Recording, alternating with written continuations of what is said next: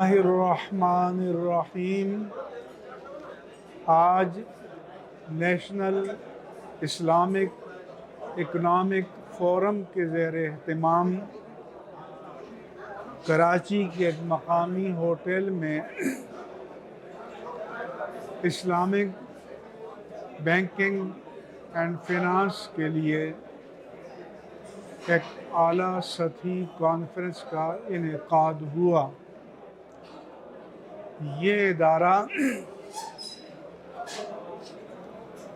Saylani welfare international trust اور دارالعلوم میمن کے اشتراک سے تشکیل دیا گیا ہے۔ آج کی کانفرنس میں governor Sindh, governor state bank, deputy governor, مختلف بینکوں کے سربراہان اور شرعیہ کے ماہرین، صنعت کاروں اور تاجروں نے شرکت کی۔ یہاں یہ بات بھی کی گئی کہ اسٹیٹ بینک آف پاکستان حقوق کے اجراء کے لیے زیادہ سے زیادہ سہولتیں فراہم کرے۔ میں نے کہا کہ 2 دن پہلے اسٹیٹ بینک آف پاکستان نے گرین اجارہ حقوق کا اجراء کیا ہے جو حکومت پاکستان نے جاری کیے ہیں، اور ان کے لیے 30 ارب روپے اکٹھے کرنے تھے، مگر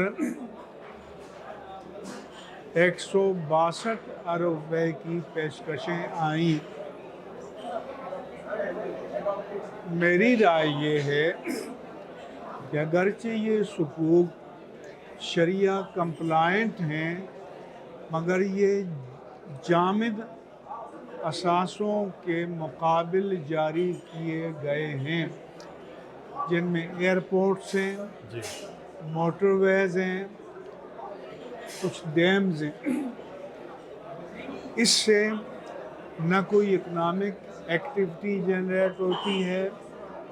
نہ گورنمنٹ کو ریونیو ملتا ہے، نہ لوگوں کو روزگار ملتا ہے۔ میں نے یہ تجویز پیش کی ہے کہ سیلانی ویلفیئر انٹرنیشنل ٹرسٹ کے بانی مولانا بشیر فاروقی کی معاونت سے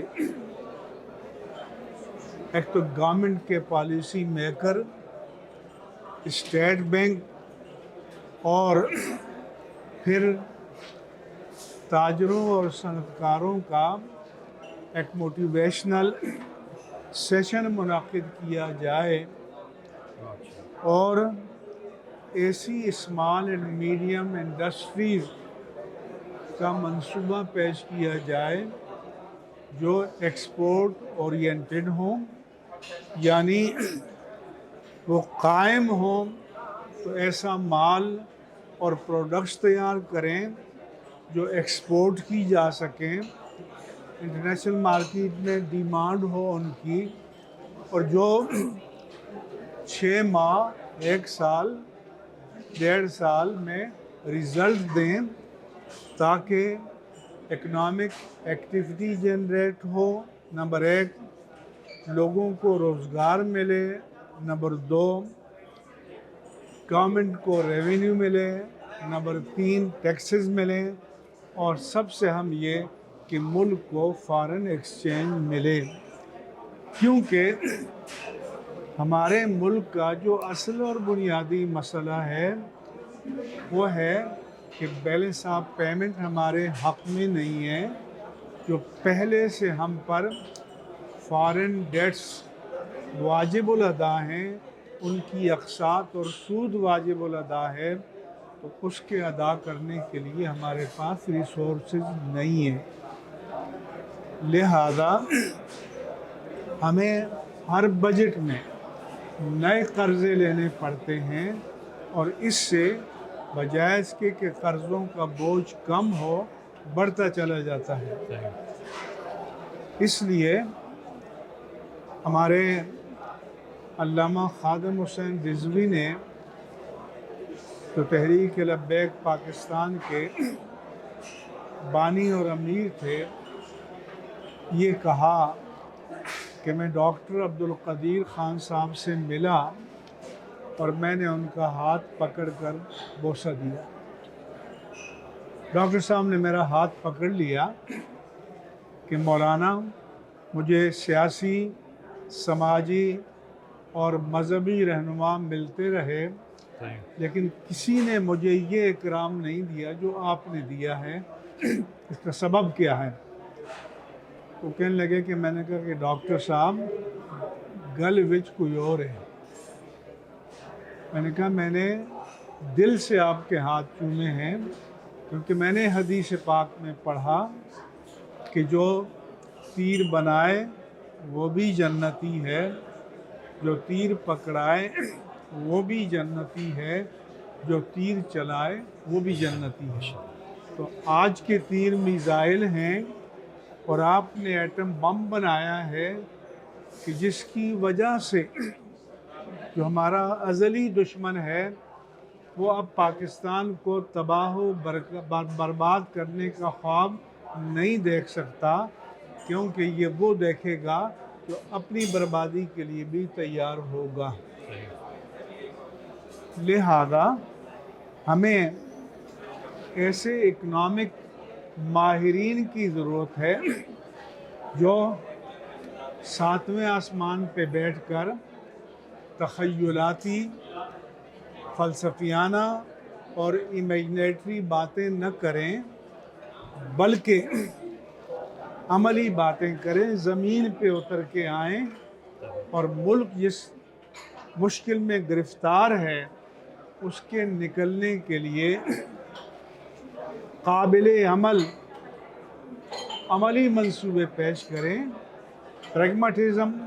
और प्रैक्टिकलिज़म की तरफ आएँ, क्योंकि जब तक इसकी तरफ नहीं आएंगे तब तक इस मुल्क को इस माशी बहरान से निकाला नहीं जा सकता। इसलिए आइंदा कोई कॉन्फ्रेंस मुनक़िद की जाए तो उसका जो बुनियादी एजेंडा है वो ये होना चाहिए कि जिससे हमारे मुल्क को कोई पॉजिटिव रिज़ल्ट्स मिलें, मुस्बित नताइज मिलें, और जिस माशी बहरान से हमारा मुल्क दो चार है उसको निकलने के लिए कोई कलील मुद्दती और तवील मुद्दती मंसूबे सामने आए। इस वक्त तो हाल ये है कि हमारी हुकूमतों को डे टू डे मामलात चलाने के लिए कभी इधर हाथ मारते हैं, कभी उधर हाथ मारते हैं, कभी एक स्पॉन्सर तलाश करते हैं, कोई और दरवाज़ा खटखटाते हैं। तो इस मुसीबत से निकलने के लिए जब तक कोई तदबीर, हिकमत अमली और मैकेनिज़्म तैयार नहीं किया जाएगा, महज फ़लसफ़ियाना बातों करने से हमारे मसाइल हल नहीं होंगे। ठीक है, तो सब आपका बहुत शुक्रिया अदा करते हैं, आपने बहुत अच्छे पॉइंट्स हमें दिए, बहुत बहुत शुक्रिया।